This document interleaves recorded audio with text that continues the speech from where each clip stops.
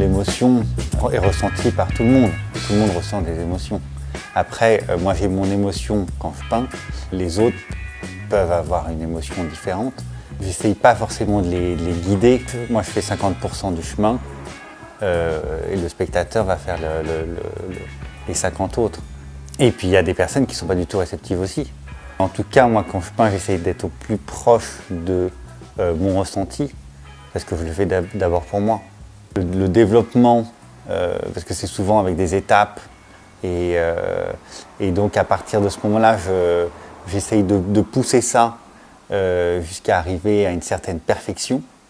Mais finalement, quand j'arrive à cette perfection, l'ennui arrive, parce que finalement, quand tu crées, quand tu es en recherche, la mise en danger te permet de te surpasser et d'avoir, je pense, des œuvres avec plus de sensibilité, parce qu'on ressent ça. Alors que quand ça devient plus contrôlé, ça devient un peu plus mou, un peu plus lourd. C'est souvent pour moi le moment de justement chercher quelque chose d'autre. Donc ça peut être différents supports, ça peut être différentes encres ou peintures, ou surtout la manière de la poser sur la toile. Donc ça a été longtemps avec des bombes de peinture, depuis peu avec des compresseurs ou avec des pistolets à peinture pour justement utiliser d'autres encres, utiliser d'autres peintures.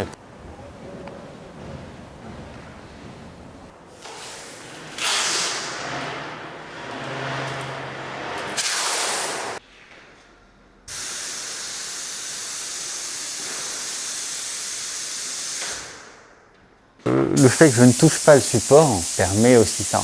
Mais j'aime beaucoup des peintres comme Soulage, où il y a beaucoup de peintres coréens aussi qui utilisent l'acrylique et qui justement grattent dans les couches d'acrylique pour faire ressortir les lumières.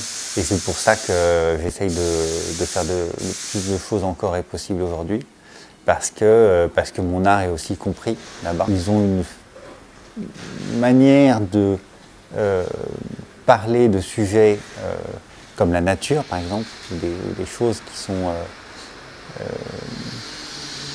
ont des basiques. Les toiles que je préfère, c'est des variations. Et donc c'est juste un aléa du bras qui rythme la toile avec un trait noir. Et donc avec cette chose-là, je peux avoir des toiles très très différentes, parce que suivant l'émotion, ça va rendre quelque chose de très très différent.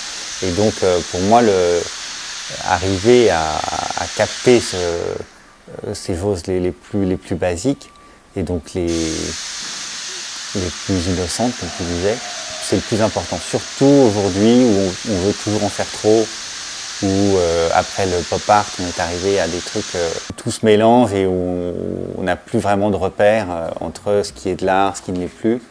Et donc je trouve ça intéressant de travailler là-dessus.